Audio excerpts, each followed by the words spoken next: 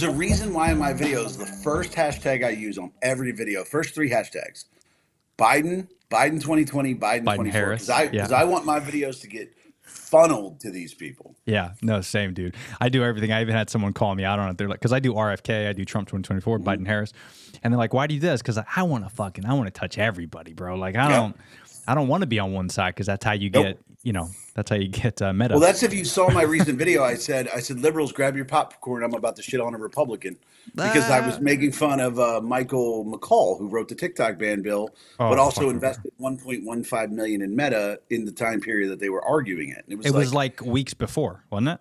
Yeah. So he wrote the March 3rd. He wrote the original TikTok ban bill. March 22nd, 23rd, and 28th. He invested $150,000 each in Meta. And then once we found out that it was going to be included in this new spending bill, in April, he invested $700,000 more in Meta. And then, of course, he signed the ban bill 3 days later. So in the course of 40 days, he wrote the ban bill and then invested 1.15 million and then passed the bill. It's fucking insane. Yeah. I don't even want to see Pelosi's portfolio. I bet that was going through the roof. All you got to do is go to Unusual Whales. They track it. Do they? Okay. I'm checking. Yeah, so Unusual Whales has a Pelosi stock tracker where what they do is they set people up with investments, and all your investments do is do whatever Pelosi does. Wow. And it's up like 32% on the year so far. Of course it is. She is the greatest like Warren Buffett ain't got shit on her. She is the greatest investor. But also just to quell liberals, what's his name? One-Eyed Willie. What's his name?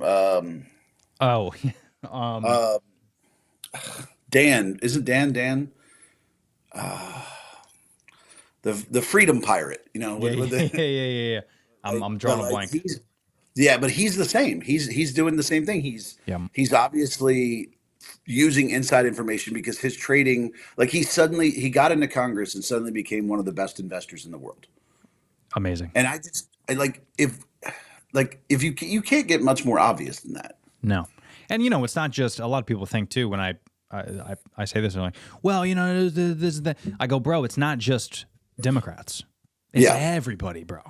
Like, because why wouldn't you? If it's not illegal, why wouldn't you? Why wouldn't you? If you know a law is going to get passed to go against, XYZ company, why wouldn't you invest in it? And also, too, the fact that they even have that money from the get, like, oh boy, the fact that he can invest $1 million, Pelosi, the fact that they can invest it, you could say it's because your husband, fuck off, dude. How do you have that much money as a congressman, as a senator, even the president? I mean, I think they only make, like, what do they make? Like $250,000 or something? $172,000 a year. Yeah, 170. So the fact that, you have these politicians how are you making it? The stocks. That's how.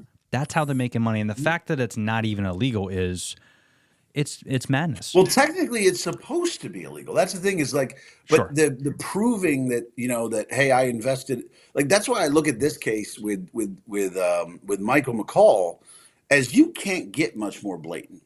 Right. You can't get much more obvious of the fact, but here's how he's going to escape punishment on it. Because he didn't actually put in those investments until the TikTok proposal was public. So what he did was he wrote the bill and then he waited till it was announced and then invested the money.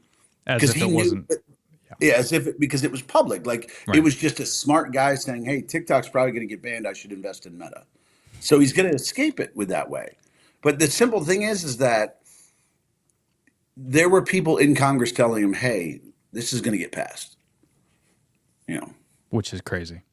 Yeah. And, this bill, I think, is kind of the last straw to where this was the video I did that got a lot of hate where I'm like, listen, this is the last straw, I think, with citizens, because this bill was quite literally, I think, shitting on every single American for a billion reasons. No matter what side of the fence you're on, you have to kind of look at it and say, no matter who the president was, if it was Trump that made this decision, I'd be saying the same thing. I'm sure you will too. Where it's the fact that we're giving so much money to foreign aid, on top of that, sneaking in a bill to ban a social media app, the only app in recent years that you can actually speak your mind without getting completely canceled, and it just so.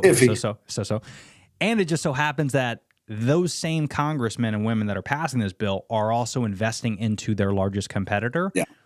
If we didn't have TV, social media, radio, podcast, internet, no one would care, no one would know. But it's like these politicians aren't aware that, bro, we know now. You fucked up big time. But that's what's so worrying to me, because if I didn't know better, I would say that Biden is trying to lose the election, right? Because he's picking a fight with every demographic you can.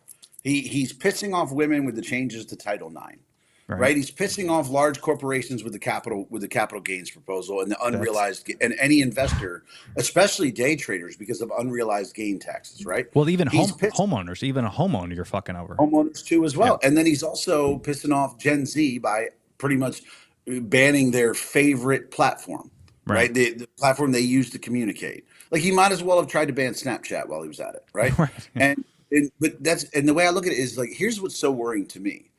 Nobody in their right mind, if they were actually worried about getting reelected, would do this in an election year. No.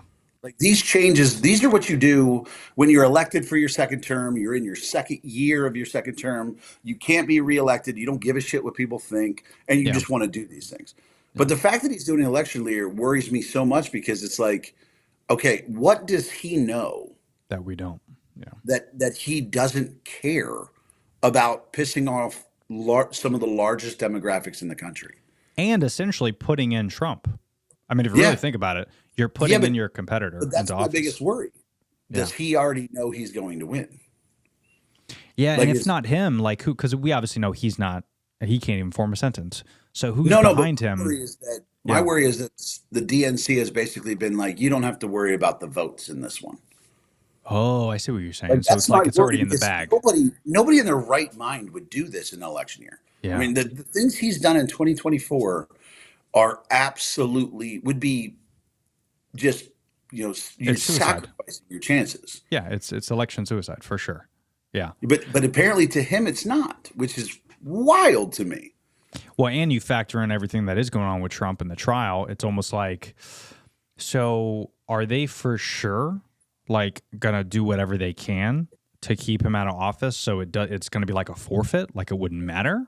And then, well, here was my biggest thing of why I wanted Vivek over Trump. Like, you've seen Avengers, right? Avengers: Age of Ultron. Yeah. Right. Great movie, love it. But James Spader as Ultron has a really amazing line. I mean, I'm sorry. The guy playing Vision has a great line in the movie where he says, every year of the Avengers' existence, our enemies have gotten exponentially stronger. Right.